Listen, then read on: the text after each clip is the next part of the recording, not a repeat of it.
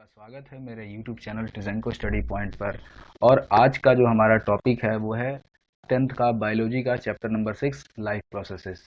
इस चैप्टर में हम लोग जो है अपने लाइफ के प्रोसेसेस के बारे में जानेंगे कि जो हमारी बॉडी है वो कैसे फंक्शन करती है, या कोई भी लिविंग ऑर्गेनिज्म है वो किस तरह सर्वाइव करता है, उसके बॉडी में डाइजेशन कैसे होता है, रेस्पिरेशन कैसे होता है, एक्सक्रीशन कैसे होता है, वो ग्रोथ करता है, एंजाइम्स क्या होते हैं।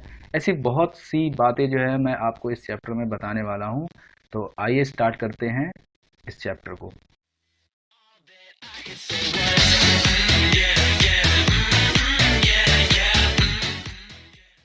सबसे पहला सवाल उठता है कि लाइफ प्रोसेस क्या होता है। What our life processes. देखो, लाइफ प्रोसेसेस हम उसे बोलते हैं जिसमें किसी ऑर्गेनिज्म के अंदर ग्रोथ, डाइजेशन, रेस्पिरेशन, सर्कुलेशन और एक्सक्रीशन होता हो।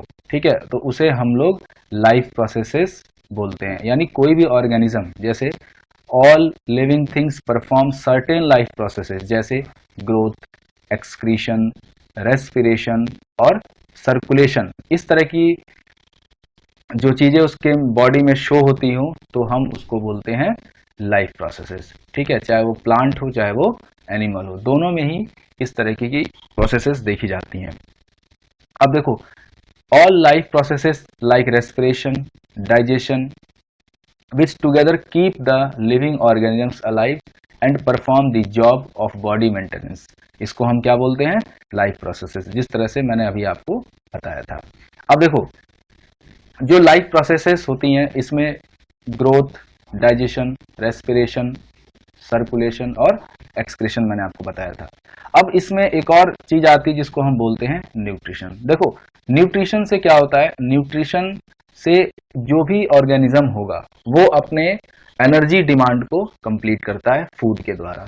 ठीक है, यानी खाना खाकर या जो भी फूड, चाहे वो अपना फूड बनाता हो या फिर वो फूड किसी से लेता हो, वो क्या करता है उस फूड से अपने बॉडी में जो भी प्रोसेसेस हो रही है, जो मैंने आपको यहाँ पर अभी बताया, इन सभी प्रोसेसेस को जो है कंप्लीट करने के लिए या परफॉर्म करने के लिए उसे न्यूट्रिशन की जरूरत पड़ती है। ठीक है, तो मैंने यहाँ लिखा भी है, the whole processes by which an organism obtain its food, इसको हम न्यूट्रिशन भी कहते हैं। ठीक है, अब देखो, अगर प्लांट को देखा जाए कि प्लांट्स जो है अपना न्यूट्रिशन कैसे लेते हैं और एनिमल्स अपना न्यूट्रिशन कैसे लेते हैं, तो मैं आपको यहाँ बताता हूँ। देखो, जो प्लांट्स होते हैं इनको हम जनरली बोलते हैं ऑटोट्रॉप्स, यानी प्लांट जो होते हैं वो ऑटोट्रॉप्स होते हैं और ये अपना न्यूट्रिशन खुद जो है वो बना लेते हैं।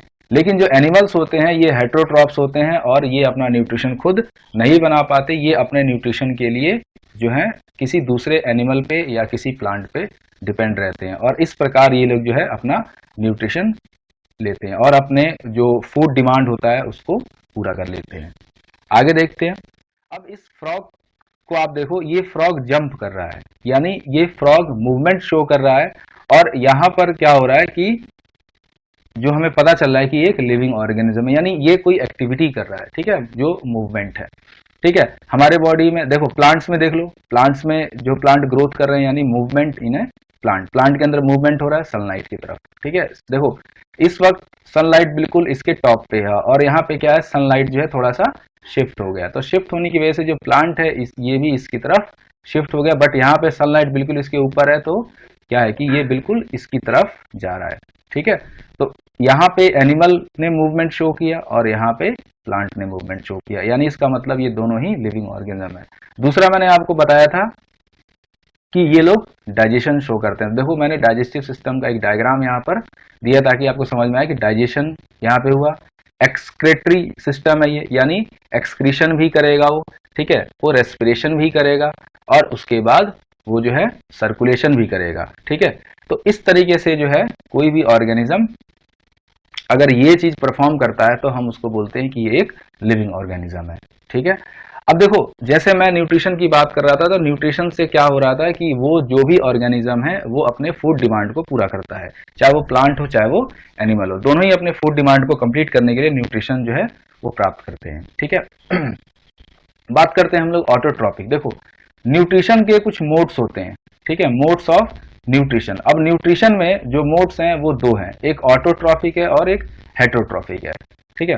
अब ऑटोट्रॉपिक न्यूट्रिशन और हेटरोट्रॉपिक न्यूट्रिशन क्या होते हैं? देखो, जो ऑटोट्रॉपिक न्यूट्रिशन होता है, ऑटो का मतलब ही होता है ऑटोमेटिक, यानी वो अपना खाना खुद बना लेते हैं। और हेटरोट्रॉप्स क्या होते हैं? ये अपना जो है खाना खुद नहीं बना पाते, इसीलिए जो है ये इनके ऑटोट्रॉप्स के ऊपर डिपेंड रहते हैं, या फिर ये किसी दूसरे एनिमल के ऊपर डिपेंड रहते हैं अपने फूड के लिए।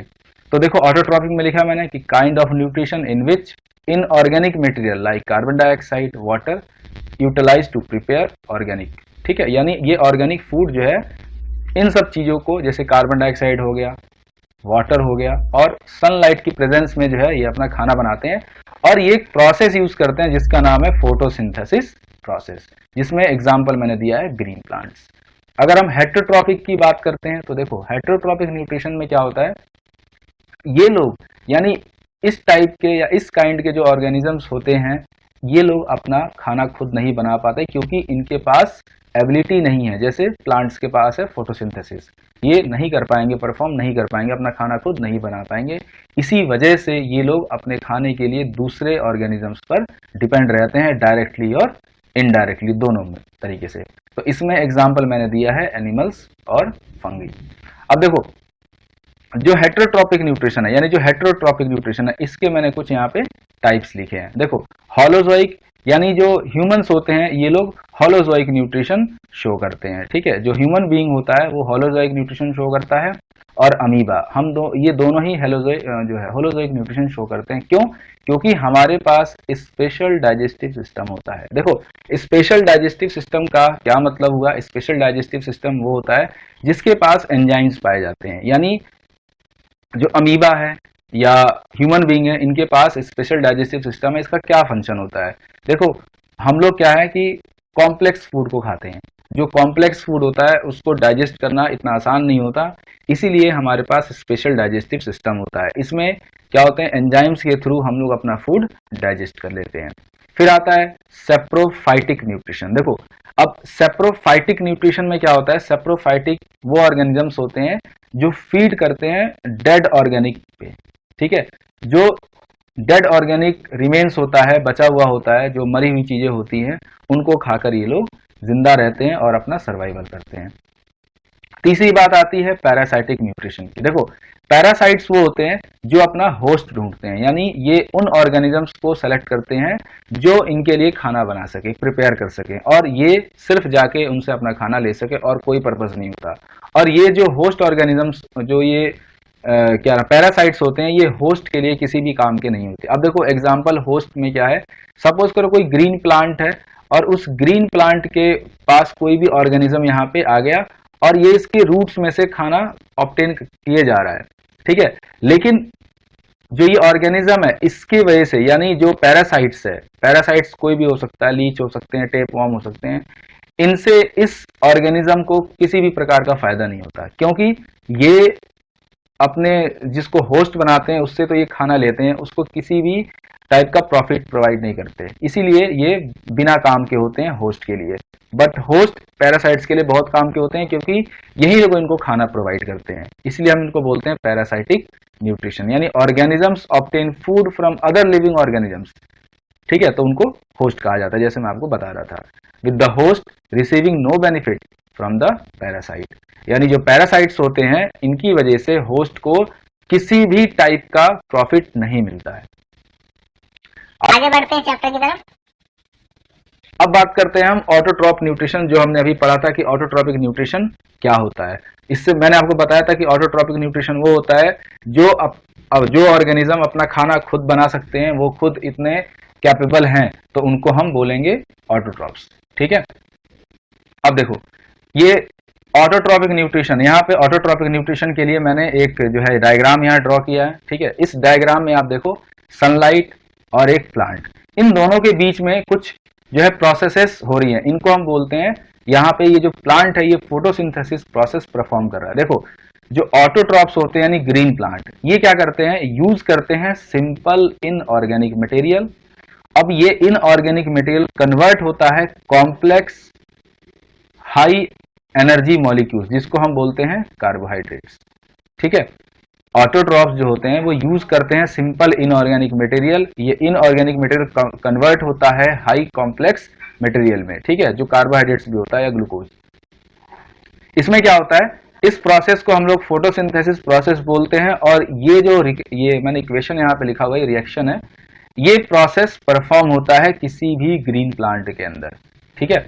अब देखो यहां पर क्या हुआ कि इस प्लांट ने इस रूट से वाटर को एब्सॉर्ब किया, ये वाटर इस लीफ के पास पहुंचता है, या से इसको जो है एनर्जी ये रिसीव करता है, और इसकी वजह से, इस एनर्जी की वजह से क्या होता है कि जो ये कार्बन डाइऑक्साइड है और ये वाटर है, ये स्प्लिट होता है।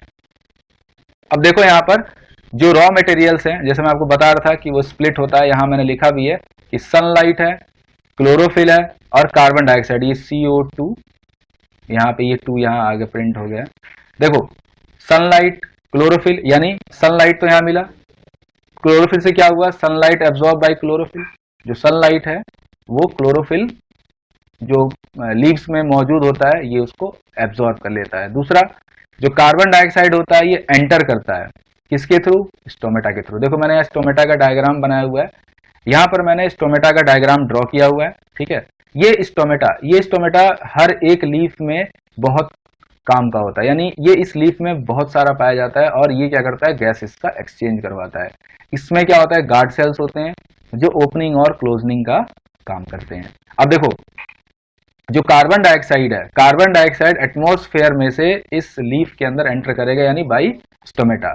उसके बाद जो इसके अंदर से ऑक्सीजन होगा वो इससे बाहर चला है, क्योंकि ऑक्सीजन प्लांट्स के लिए वेस्ट प्रोडक्ट होता है, उसका कोई काम नहीं है उसके लिए, उसके पास उसका कोई काम नहीं है। अब देखो वाटर, जो वाटर है ये रूट्स के द्वारा जो है एब्जॉर्ब किया जाएगा, साथ में कुछ मिनरल्स ये एब्जॉर्ब करेगा, जैसे नाइट्रोजन, फॉस्फोरस, ठीक है, जो कि रूट्स के आसपास होते हैं सॉइल में, उनसे इसको एब्जॉर्ब करके और अपना खाना बना लेता है। अब जो फोटोसिंथेसिस होता है, ठीक है, इस साइट पर क्या क्या मौजूद होता है, क्लोरोप्लास्ट लीफ में, और क्लोरोप्लास्ट क्या कंटेन करता है, क्लोरोफिल, जिसको हम ग्रीन पिगमेंट भी कहते हैं। क्लोरोफिल, देखो ग्रीन पिगमेंट का मतलब क्या होता है, उसका जो कलर होता है पौधे का वो ग्रीन कलर का हो जाता है, जो लीफ होती है सॉरी उसका कलर ग्रीन होता है। वो क्यों होता है, क्लोरोफिल की वजह से, और उसके अंदर क्लोरोप्लास्ट मौजूद होता है। देखो जो इवेंट्स है मैंने यहाँ लिखा, मैंने आपको बताया कि किस तरह से सनलाइट को एब्जॉर्ब करता है, उसके बाद लाइट एनर्जी कन्वर्ट होती है केमिकल एनर्जी में, ये वाटर के मॉलिक्यूल्स स्प्लिट होते हैं। देखो जब वाटर के मॉलिक्यूल्स स्प्लिट होते हैं तभी जो ये प्रोडक्ट है आपका ग्लूकोज तभी बनेगा ये, क्योंकि वाटर के मॉलिक्यूल्स जब तक स्प्लिट नहीं होंगे कुछ भी नहीं बन पाएगा, इसीलिए सनलाइट की जरूरत होती है। अब देखो जो वाटर के मॉलिक्यूल्स हैं वो क्या होता है, हाइड्रोजन और ऑक्सीजन में स्प्लिट हो जाते हैं। जो वाटर के मॉलिक्यूल्स होते हैं वो हाइड्रोजन और ऑक्सीजन में स्प्लिट हो जाते हैं। उसके बाद लास्ट में कार्बन डाइऑक्साइड का रिडक्शन होता है कार्बोहाइड्रेट्स में।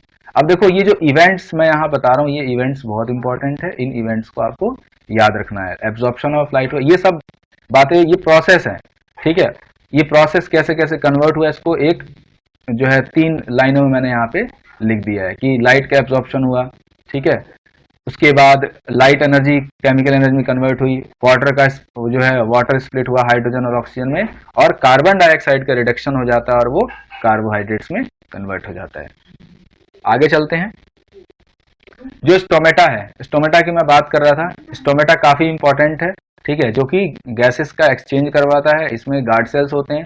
देखो स्टोमेटा लिखा हुआ है, फंक्शन क्या है, एक्सचेंज ऑफ गैसेस का, जो ऑक्सीजन और कार्बन डाइऑक्साइड का एक्सचेंज करवाता है, और लार्ज अमाउंट में वाटर ये जो एटमॉस्फेयर में रिलीज करता है, इसको बोलते हैं हम ट्रांसपिरेशन, इस प्रोसेस को, यानी loss of water through stomata is known as transpiration. ये वाटर वेपर के फॉर्म में काफी अमाउंट में जो है वो रिलीज करता है एनवायरमेंट के अंदर। अब देखो ये वाटर इसके पास कहाँ से आता है, ये जमीन में से वाटर को एब्जॉर्ब करता है, अपना प्रोसेस परफॉर्म करता है और बाद में इसको एनवायरमेंट में रिलीज कर देता है। अब बारी आती है न्यूट्रिशन की। न्यूट्रिशन के बारे में हमने अभी थोड़ी देर पहले देखा था कि न्यूट्रिशन क्या क्या होता है और क्यों जरूरी होता है न्यूट्रिशन, क्योंकि न्यूट्रिशन अगर किसी भी ऑर्गेनिज्म को नहीं मिलेगा तो वो अपना कोई भी मेटाबॉलिक प्रोसेस जो उसके बॉडी में है वो परफॉर्म नहीं कर पाएगा। तो न्यूट्रिशन जो है वो अगर ह्यूमन में होगा तो 5 स्टेप में होगा, अगर अमीबा में होगा तो भी 5 स्टेप में होगा, क्योंकि ये होलोजोइक है। देखो सबसे पहला होता है इंजेशन। इंजेशन का मतलब क्या होता है कि वो ऑर्गेनिज्म अपना फूड लेगा, यानी माउथ के थ्रू वो अपना फूड खाएगा, यानी इनटेक ऑफ फूड। दूसरा होता है डाइजेशन। इंजेशन के बाद होता है डाइजेशन। डाइजेशन में क्या होता है, जो कॉम्प्लेक्स फूड मटेरियल को जो है गेन करता है, खाता है, तो वो कॉम्प्लेक्स फूड मटेरियल ब्रेक हो जाता है सिंपलर फूड में। उसके बाद बारी आती है एब्जॉर्प्शन की। देखो एब्जॉर्प्शन क्या होता है कि जो डाइजेस्टेड फूड है उसमें से वो एनर्जी उसके बॉडी में एब्जॉर्ब होती है। उसके बाद आता है एसिमिलेशन। एसिमिलेशन में जो एनर्जी एब्जॉर्ब हुई है उस एनर्जी को यूज किया जाता है जहां जहां पर उसका यूजेस है एट अ टाइम, जैसे बोलने में, चलने में, ठीक है। उसके बाद अगर आप बैठे हो और आप कुछ सोच रहे हो तो थिंकिंग में भी जो है आपका काफी एनर्जी यूज होता है। लास्ट में आता है इजेशन। इजेशन का मतलब होता है कि जो उसके बॉडी में वेस्ट है, जो उसका उसके लिए या उसकी बॉडी के लिए किसी काम का नहीं है, वो वेस्ट उसकी बॉडी से बाहर निकल जाता है। तो न्यूट्रिशन की डेफिनेशन मैंने यहाँ लिखी है, जो मैंने अभी आपको बताया था, आप यहाँ से नोट कर सकते हैं न्यूट्रिशन की डेफिनेशन। उसके बाद ये जो हेटरोट्रॉपिक न्यूट्रिशन है, ये भी मैंने आपको बताया था, होलोजोइक होते हैं, सेप्रोफाइटिक और पैरासाइट्स होते हैं। इसके लिए इसका जो है हम डिस्कशन अभी कर चुके हैं। आगे चलते हैं। अब देखो जो हम बात कर रहे थे होलोजोइक न्यूट्रिशन की, उसमें एक ऑर्गेनिज्म है जिसका नाम है अमीबा, और इसके बारे में काफी जो है एग्जाम में पूछा भी जाता है कि अमीबा अपना खाना कैसे ऑब्टेन करता है, कैसे अमीबा अपना खाना प्राप्त करता है। तो देखो यहाँ पे मैंने एक पिक्चर बनाया है कि अमीबा अपना खाना कैसे प्राप्त करता है। सबसे पहले जो है मेन इसका पॉइंट है कि अमीबा एक यूनिसेलुलर ऑर्गेनिज्म होता है, यानी सिंगल सेल ऑर्गेनिज्म होता है, ठीक है। और ये फूड जो है अपने बॉडी के किसी भी सरफेस से ले सकता है। बस इसमें एक होता है कि जब ये फूड को इंटेक करता है, इंजेशन करता है, अमीबा परफॉर्म करता है इंजेशन, ठीक है। तो क्योंकि ये होलोजोइक न्यूट्रिशन लेता है, ये भी कॉम्प्लेक्स फूड को खाता है। तो जब ये इंजेशन करेगा तो ये एक माउथ की तरह एक शेप बनाते हैं जिसको बोलते हैं हम सूडोपोडिया। तो आप देखो अमीबा जो है सूडोपोडिया के थ्रू, ये डायग्राम से मैंने बता रखा है, अमीबा यानी ये अमीबा है, इसका न्यूक्लियस है, ठीक है, इसके अंदर साइटोप्लाज्म भरा हुआ है, ये फूड पार्टिकल है। अमीबा अपना खाना कैसे प्राप्त करता है, इसमें देखो अमीबा सूडोपोडिया यानी इसका माउथ है, सूडोपोडिया के थ्रू जो है ये खाने को इंटेक करेगा। ऐसे माउथ बनता है, ये खाना इसके पास पहुंच जाएगा, खाना इसकी बॉडी में जाना स्टार्ट हो जाएगा। यहाँ फूड वैक्यूल तैयार हो जाएगा, ये जो ये सूडोपोडिया इसने तैयार किया यहाँ पे। तो अब क्या होगा, एक्सटेंशन ऑफ सेल मेम्ब्रेन। देखो सेल मेम्ब्रेन का एक्सटेंशन होता है, फूड को ये इसने कैप्चर कर लिया, यहाँ पर देखो फूड को कैप्चर कर लिया, ठीक है।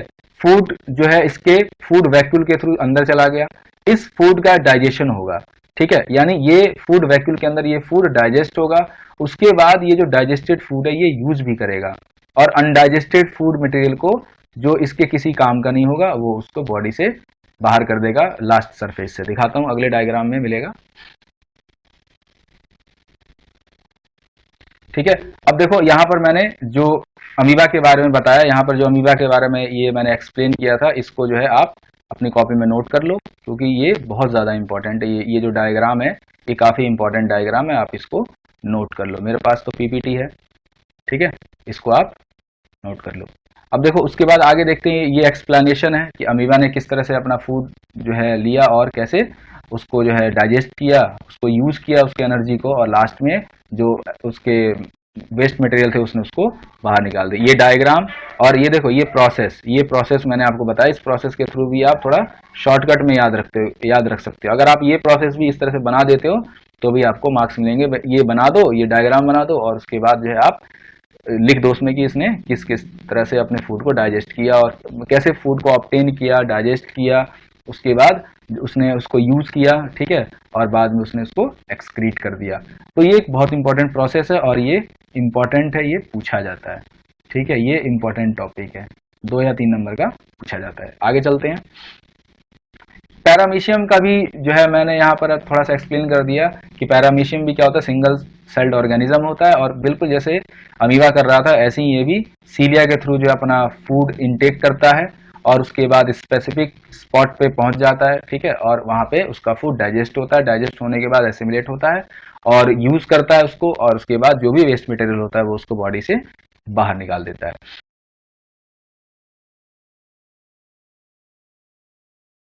अब देखो सबसे पहले मैंने आपको इस डायग्राम और एक छोटे से टेबल से समझा रखा है, उसके बाद मैं इसका पूरा एक्सप्लेनेशन आपको यहाँ दे दूंगा। मैं समझा रहा हूँ, उसको ध्यान से सुनो आप। देखो सबसे पहले क्या होता है न्यूट्रिशन इन ह्यूमन बीइंग में कि माउथ, जैसे वहां पे अमीबा का था कि अमीबा जो है सूडोपोडिया के थ्रू खाना ले रहा था, क्योंकि अमीबा एक सिंगल सेल्ड ऑर्गेनिज्म है और उसके बॉडी का कोई शेप नहीं था। यहाँ पे हमारे बॉडी के पास पूरा शेप होता है, इस तरीके से पूरा सिस्टम होता है। इस सिस्टम में ग्लैंड्स होते हैं, ऑर्गन्स होते हैं, और इसको बोलते हैं ह्यूमन एलिमेंट्री कैनाल भी कहा जाता है, डायग्राम में लिखा होगा। और सिस्टम है ये ह्यूमन बींग के डाइजेस्टिव सिस्टम को ह्यूमन एलिमेंट्री कैनाल भी कहा जाता है। देखो हमारे सिस्टम में मेन स्टार्ट होता है यहाँ से, सबसे पहला स्टेप होता है यहाँ से, माउथ से। तो पूरा जो फूड होता है उसको इनटेक किया जाता है यहाँ से, यानी माउथ क्या करता है, खाना को इनटेक करता है, यानी पहला यहाँ पे। दूसरा कि जो टीथ है, टीथ का ये फंक्शन होता है कि वो उस फूड को जो है वो चीविंग करे, यानी उस फूड को चबाने का काम जो है, और ग्राइंडिंग करने का, यानी छोटे छोटे पीसेस में वो उस फूड को तोड़ देता है। तीसरा आता है, तीसरा फंक्शन आता है टंग का, जो जो जीभ होता है, इससे हमें टेस्ट पता चलता है, और जो फूड होता है उसको हम माउथ के अंदर रोल करते हैं ताकि वो फूड इधर से उधर मिल जाता है। उसके बाद स्वेलविंग। देखो स्वेलविंग का मतलब होता है कि ये जो ऑसोफेगस है, फूड पाइप भी इसको बोलते हैं ऑसोफेगस, ये क्या करता है, खाने को जो है माउथ से ये स्टमक तक पहुंचाता है। ये जो थैली होती है हमारे, ये जो पेट होता है एक थैले की तरह होता है, इसमें पहुंचा जाता है। तो इसको सटकना, यानी हम खाने को सटक जाते हैं, अंदर निगल जाते हैं। तो जो खाना, अगर हम इसी तरह से अगर आप फूड को डायरेक्टली अगर निगलने की कोशिश करोगे तो ये अटक जाएगा। इसीलिए चीविंग, ग्राइंडिंग, रोलिंग फूड की मतलब इस प्रोसेस को करने की जरूरत पड़ती है। बाकी टेस्ट तो जरूरी नहीं है कि टेस्ट उसमें हो, आप विदाउट टेस्ट का भी जो है फूड खा सकते हैं, लेकिन बस ये है कि उससे हमें एनर्जी मिलनी चाहिए। स्वेलिंग होता है यानी pushing down the food from mouth to stomach. तो ये कहां से होता है, ऑसोफेगस से। अब देखो सैलिवरी ग्लैंड्स, अब बहुत इंपॉर्टेंट चीज है कि सैलिवरी ग्लैंड्स क्या होते हैं। सैलिवरी ग्लैंड से एक्चुअली क्या होता है, सिक्रेट होता है सलाइवा। देखो यहीं से इंपॉर्टेंट क्वेश्चंस स्टार्ट हो गए, डाइजेस्टिव सिस्टम में इंपॉर्टेंट क्वेश्चंस यहीं से स्टार्ट हो जाते हैं कि जो सैलिवरी ग्लैंड्स हैं ये सलाइवा सिक्रेट करते हैं, ठीक है। और ये सलाइवा सिक्रेट करते हैं, सलाइवा, ठीक है, म्यूकस, ठीक है। अब देखो जो स्टार्च है, यानी जो हम खाना खाते हैं उसके अंदर स्टार्च होता है, और जो ये सैलिवरी ग्लैंड्स है ये हमारे माउथ में, ये पूरे इस पोर्शन में सैलिवरी ग्लैंड्स पाए जाते हैं, ये सलाइवा सिक्रेट करते हैं। और इस सलाइवा के अंदर होता है एमिलेज, ठीक है, इसके अंदर एमिलेज पाया जाता है, और इस एमिलेज की वजह से हम लोग जो है इस एमिलेज, यहां पे देखो एमिलेज है, मैं लिख देता हूं,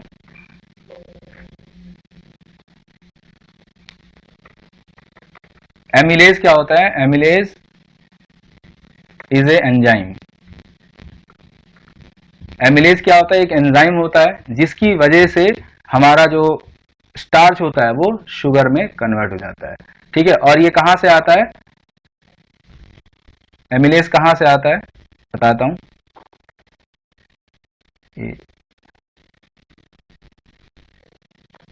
इज secreted from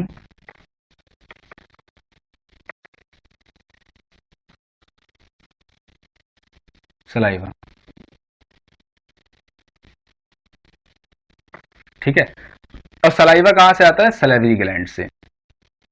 ये क्या है, एक एंजाइम है, ठीक है, और ये क्या करता है, स्टार्च को कन्वर्ट करता है शुगर्स में, ठीक है। तो ये एक बहुत ही इंपॉर्टेंट और बहुत ही काम की चीज, आप इसको नोट कर लेना, ठीक है। अब हम जो है आगे की तरफ बढ़ते हैं। देखो अभी हमने माउथ से खाने को जो है एंटर करवाया, यहाँ पे डाइजेशन हुआ, ठीक है, ये स्प्लिट हुआ, उसके बाद यहाँ पर जो है ये स्टमक में पहुंच गया। आगे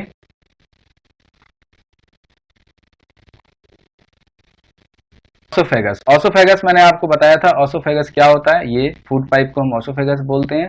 ये क्या करता है, फूड को जो है माउथ से स्टमक तक पहुंचाता है। इसको देखो एक मूवमेंट बोलते हैं, कई बार पूछा जाता है कि पेरिस्टेलिक मूवमेंट क्या होता है। तो पेरिस्टेलिक मूवमेंट का मतलब होता है कि जो ये फूड ऑसोफेगस होता है, ये थोड़ा इसमें एक्सपेंशन होता है, इसको हम एक्सपेंशन बोलते हैं। एक्सपेंशन की वजह से हमारा खाना जो है वो माउथ से स्टमक तक पहुंच जाता है, इसको हम बोलते हैं पेरिस्टेलिक मूवमेंट। अब देखो जब ये ऑसोफेगस के थ्रू यहाँ पर फूड पहुंच गया, लेकिन एक चीज ध्यान रखने की कि जो ऑसोफेगस है यहाँ पर फूड का कोई भी डाइजेशन नहीं होता, there is no digestion in oesophagus और फूड पाइप, इसको फूड पाइप भी हम कहते हैं। अब देखो नेक्स्ट आता है थर्ड पे स्टमक। स्टमक का क्या फंक्शन होता है? स्टमक के अंदर गैस्ट्रिक ग्लैंड्स होते हैं, ठीक है। स्टमक के अंदर क्या होते हैं? गैस्ट्रिक ग्लैंड्स, जो सिक्रेट करते हैं गैस्ट्रिक जूस। ये स्टमक है, इस स्टमक के अंदर गैस्ट्रिक ग्लैंड्स होते हैं, और ये स्टमक जो है, ये जो गैस्ट्रिक ग्लैंड्स होते हैं ये कुछ एंजाइम्स सिक्रेट कर, मतलब ये जो गैस्ट्रिक ग्लैंड्स होते हैं वो जूस, गैस्ट्रिक जूस इन्होंने सिक्रेट कर दिया, यानी सेंड किया स्टमक के अंदर। और जो गैस्ट्रिक जूस है इसके पास कुछ एंजाइम्स होते हैं, ये भी बहुत इंपॉर्टेंट है। इस एंजाइम्स को आप, इसका नाम आपको याद रखना है, बहुत इंपॉर्टेंट नाम है। मतलब देखो, सबसे पहला एंजाइम है पेप्सिन, दूसरा है हाइड्रोक्लोरिक एसिड, और तीसरा है म्यूकस। देखो पेप्सिन नाम का एंजाइम क्या फंक्शन परफॉर्म करता है और कब फंक्शन परफॉर्म करता है? पेप्सिन, याद रखना, पेप्सिन क्या करता है? प्रोटीन को ब्रेक करता है। पेप्सिन प्रोटीन को तोड़ देता है। अब प्रोटीन क्या होते हैं? अमीनो एसिड्स में ब्रेक होते हैं। प्रोटीन जो है वो टूट के अमीनो एसिड्स बन जाते हैं। देखो जो एंजाइम्स होता है, ये पेप्सिन नाम का एंजाइम ये प्रोटीन को ब्रेक करेगा, और जो HCl है, हाइड्रोक्लोरिक एसिड, ये इस मीडियम को एसिडिक करेगा ताकि खाना जो है वो डाइजेस्ट होना स्टार्ट हो जाए। तीसरा है म्यूकस। देखो ये जब परफॉर्म हो रहा होता है, हाइड्रोक्लोरिक एसिड रिलीज होता है, तो म्यूकस की जरूरत पड़ती है। म्यूकस क्या करता है कि स्टमक को HCl के इफेक्ट से बचाता है, क्योंकि अगर हाइड्रोक्लोरिक एसिड कहीं पर भी रिलीज होगा तो उससे स्टमक का जो स्किन है, इनर लेयर की स्किन है, वो जल सकती है, खराब हो सकती है। तो इसको प्रोटेक्ट करने के लिए म्यूकस जो है वो रेस्पॉन्सिबल होता है, वो यहाँ पर प्रेजेंट रहता है और इसके इनर लेयर को बचाता है। लिखा ना, protects inner lining of the stomach. तो ये भी जो है बहुत इंपॉर्टेंट एक तरीके का एंजाइम है, ठीक है। तो पेप्सिन हो गया, हाइड्रोक्लोरिक एसिड हो गया, और म्यूकस, ये तीनों कब कहाँ सीक्रेट होते हैं? जो है स्टमक में। और स्टमक में कौन इसको रिलीज करता है? सबसे पहले gastric glands, gastric gland secret करते हैं गैस्ट्रिक जूस, और गैस्ट्रिक जूस के अंदर ये तीन एंजाइम्स पाए जाते हैं। आगे चलते हैं। यहां पर देखो, मैं मिटा देता हूं, यहां पर देखो स्मॉल इंटेस्टाइन। अब देखो स्टमक में खाना डाइजेस्ट हो गया, स्टमक में खाना डाइजेस्ट होने के बाद क्या होता है कि फूड जो है वो सेंड हो जाता है स्मॉल इंटेस्टाइन के अंदर, इस यहाँ पर फूड पहुंच जाता है, ठीक है। जो डाइजेस्टेड फूड है बिल्कुल पेस्ट जैसा बन जाता है और यहाँ पहुंचता है। तो इसको स्मॉल इंटेस्टाइन को एक फंक्शन दिया था ताकि आप इस फूड को अगेन, जो इसमें जो चीजें बच गई हैं, जो डाइजेस्ट नहीं हो पाई हैं, उसको आप डाइजेस्ट करिए और उसमें से एनर्जी है उसको ऑब्टेन करना है। तो क्या होता है यहाँ पे इंटेस्टिनल एंजाइम्स पाए जाते हैं। अब देखो इंटेस्टिनल एंजाइम्स कौन कौन? स्मॉल इंटेस्टाइन के पास जो है ट्रिप्सिन, ठीक है, लाइपेज, इस टाइप के एंजाइम्स यहाँ पर पाए जाते हैं, ठीक है। ट्रिप्सिन, लाइपेज, ये जो है इस टाइप के एंजाइम्स जो है हमारे स्मॉल इंटेस्टाइन में पाए जाते हैं। अभी मैं यहाँ पे देखो इसके इस एंजाइम्स के बारे में अभी आपको बताऊंगा स्मॉल इंटेस्टाइन के अंदर। देखो तो सबसे पहले देखना है कि कन्वर्जन इसका किस किस में होता है। जो इंटेस्टिनल एंजाइम्स होते हैं ये क्या करते हैं? कार्बोहाइड्रेट को, देखो अब इंटेस्टिनल एंजाइम्स क्या करेंगे? कार्बोहाइड्रेट को, ये लिखा ना, convert carbohydrate into glucose, convert fats into fatty acids plus glycerol, convert, ये देखो कन्वर्ट इन सबके साथ लगा हुआ है, ध्यान रखना। Convert carbohydrate into glucose, convert fats into fatty acids plus glycerol, और convert proteins into amino acids. यानी कार्बोहाइड्रेट ग्लूकोज में जो है स्प्लिट हो जाता है, फैट फैटी एसिड्स और ग्लिसरॉल में स्प्लिट हो जाते हैं, और उसके बाद प्रोटीन जो है वो अमीनो एसिड्स में कन्वर्ट हो जाता है। अब इसके बाद जो बारी आती है वो आती है स्मॉल इंटेस्टाइन की, ठीक है। अभी देखेंगे स्मॉल इंटेस्टाइन, पहले ये देख लो, हटा देता हूं। स्मॉल इंटेस्टाइन, जो स्मॉल इंटेस्टाइन है ये रिसीव करता है लिवर से बाइल जूस, ठीक है। अब देखो जो बाइल जूस होता है क्या करता है? जितने भी लार्ज फ्लैट ग्लोब्यूल्स होते हैं, यानी large fat emulsify small globules, ठीक है, इनको क्या करता है? स्प्लिट कर देता है, ठीक है, इनको तोड़ देता है। दूसरा, लिवर ने ये अपना फंक्शन परफॉर्म कर दिया। फिर बारी आती है पेनक्रियाज की। पेनक्रियाज क्या करता है? पेनक्रिएटिक जूस रिलीज करता है। पेनक्रियाज क्या करता है? पेनक्रिएटिक जूस, जो वहां पे हम जो है पढ़ रहे थे इंटेस्टिनल एंजाइम्स जिसकी हम बात कर रहे थे वहां पे, ये देखो इंटेस्टिनल एंजाइम्स। पैनक्रियाटिक जूस आया, इसके अंदर ट्रिप्सिन है, लाइपेज है, ठीक है। ट्रिप्सिन और लाइपेज, ट्रिप्सिन का क्या काम होता है, प्रोटीन को पेप्टोन्स में स्प्लिट कर देना, और अमीनो एसिड्स में भी स्प्लिट होते हैं प्रोटीन्स, और लाइपेज क्या करता है, फैट्स को लिपिड्स में स्प्लिट कर देता है, ठीक है। इसके बाद क्या होता है कि जो फूड है वो स्मॉल इंटेस्टाइन में पड़ा हुआ है। अब ये सारा सारा का सारा कन्वर्जन होने के बाद जो फूड है, इसके अंदर से हमें एनर्जी भी तो ऑब्टेन करनी है, होता है विली, विली प्रेजेंट होती है, और विली का जो फंक्शन होता है, ये क्या करता है कि जो डाइजेस्ट हो चुका है फूड, पूरा पूरा फूड इसके अंदर डाइजेस्ट होगा, अच्छे से हो गया है, ये ये क्या कैसी होती है, फिंगर लाइक प्रोजेक्शन होता है इनका, ठीक है। ये क्या होते हैं, इंटेस्टाइन के इंटरनल सरफेस में मौजूद होती हैं, प्रेजेंट होती हैं, और जो खाना डाइजेस्ट हो चुका है, ये उस खाने के अंदर जो भी एनर्जी होती है उसको एब्जॉर्ब करके सीधा ब्लड के अंदर, ब्लड स्ट्रीम के अंदर जो है वो छोड़ के, वो मतलब रिलीज कर देती हैं, उसके अंदर छोड़ देती हैं। यानी विलीज का क्या फंक्शन होता है, ये helps in absorption of food into the blood. Blood के अंदर क्या होता है कि ये इंटेस्टाइन्स में से जो फूड डाइजेस्ट हो चुका होता है कंप्लीट, उसमें से एनर्जी निकाल के और सीधा ब्लड में उसको पहुंचाना, ये इसका काम होता है। तो विली भी एक बहुत इंपॉर्टेंट फंक्शन परफॉर्म करती है, ठीक है। तो स्मॉल इंटेस्टाइन के अंदर ये सारी चीज याद रखना कि इंटेस्टाइन्स के एंजाइम्स होते हैं और क्या क्या कन्वर्ट करते हैं, कार्बोहाइड्रेट किस में कन्वर्ट हुआ, फैट किस में कन्वर्ट हुआ, प्रोटीन्स किस में कन्वर्ट हुए, ये बहुत ही इंपॉर्टेंट जो है चीजें हैं। देखो यहाँ पेनक्रियाज, पेनक्रियाटिक डक्ट यहाँ रिलीज हो रहा है, ये पेनक्रियाज, ये डायग्राम भी आपको ऐसे ही बनाना है सिंपल, ये लिवर है, ये स्टमक है, ये जो है स्मॉल इंटेस्टाइन है ये, ठीक है। अब बात करते हैं लार्ज इंटेस्टाइन की, कि लार्ज इंटेस्टाइन में क्या फंक्शन होता है। देखो सबसे पहले माउथ से खाना आया स्टमक में, स्टमक में खाना डाइजेस्ट हुआ एंजाइम्स की वजह से, फिर फूड पहुंचा स्मॉल इंटेस्टाइन में, यहाँ डाइजेस्ट हुआ, जो बचे हुए जितने भी हमारे पास फूड के अंदर मटेरियल है वो सब के सब डाइजेस्ट हो जाते हैं। उसके बाद जो फूड है वो हमारा पहुंच जाता है लार्ज इंटेस्टाइन में। जब फूड लार्ज इंटेस्टाइन में पहुंचता है तो वो उसके अंदर अब कोई एनर्जी नहीं बची होती, सिर्फ वाटर होता है जो एक्सेस अमाउंट में पहुंच जाता है। तो जो एक्सेस अमाउंट में वाटर है वहां पर उसको एब्जॉर्ब करवा लिया जाता है। अगेन विली, विली ही इसका फंक्शन परफॉर्म करती है। विली क्या करती है, वो लार्ज इंटेस्टाइन में भी जो है प्रेजेंट है, और इस लार्ज इंटेस्टाइन के अंदर जो भी वाटर होता है, इसके बाद इसके अंदर देखो विली के अंदर पूरा जो है हमारा वेस्ट मटेरियल पहुंच जाता है, जिसका किसी कोई काम नहीं होता हमारे लिए, ठीक है। ये स्मॉल इंटेस्टाइन में से इसमें पहुंच जाता है, देखो यहाँ पे दिखा रखा है इस तरह से, इसमें पहुंचता है, और जो वेस्ट होता है इसमें भर जाता है, और उसके बाद क्या होगा कि इसके अंदर से पानी का रीअब्जॉर्प्शन होता है, और the rest of the material is remove from the body by NS. इस एनएस के थ्रू जो है जो भी वेस्ट होता है बॉडी का वो बाहर निकल जाता है। तो ये है हमारा कंप्लीट डाइजेस्टिव सिस्टम। एक बार और देख लो मैंने क्या क्या बताया था आपको। माउथ से डाइजेशन होता है, हम खाने को इनटेक करते हैं, फिर उसको चबाते हैं, रोल करते हैं, ठीक है। उसके बाद वो ऑसोफेगस फूड पाइप के थ्रू हमारे स्टमक में पहुंच जाता है, और स्टमक में पहुंचने के बाद जो फूड है वो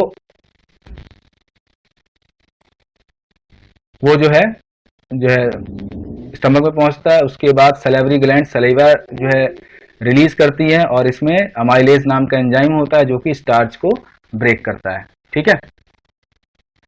अब इसके बाद ऑसोफेगस, यानी जो हमारा फूड पाइप, जो ऑसोफेगस होता है फूड पाइप होता है, वो पेरिस्टलिक मूवमेंट करता है, स्टमक के अंदर खाना पहुंच जाता है, डाइजेस्ट होता है। स्टमक के अंदर गैस्ट्रिक ग्लैंड्स जिन्होंने ये सब जूसेस को सिक्रीट किया, जिसमें पेप्सिन, हाइड्रोक्लोरिक और म्यूकस, मैंने आपको बताया, इसका फंक्शन भी बताया। ये तीनों आपको याद रखना है, बहुत ज्यादा इंपॉर्टेंट है, ठीक है। उसके बाद स्मॉल इंटेस्टाइन के अंदर जो है कन्वर्जन हुआ एंजाइम्स की वजह से, कार्बोहाइड्रेट ग्लूकोज में, फैट फैटी एसिड में, ग्लिसरॉल में, और प्रोटीन अमीनो एसिड्स में स्प्लिट हो गए। और स्मॉल इंटेस्टाइन जो है वो हमारे जो है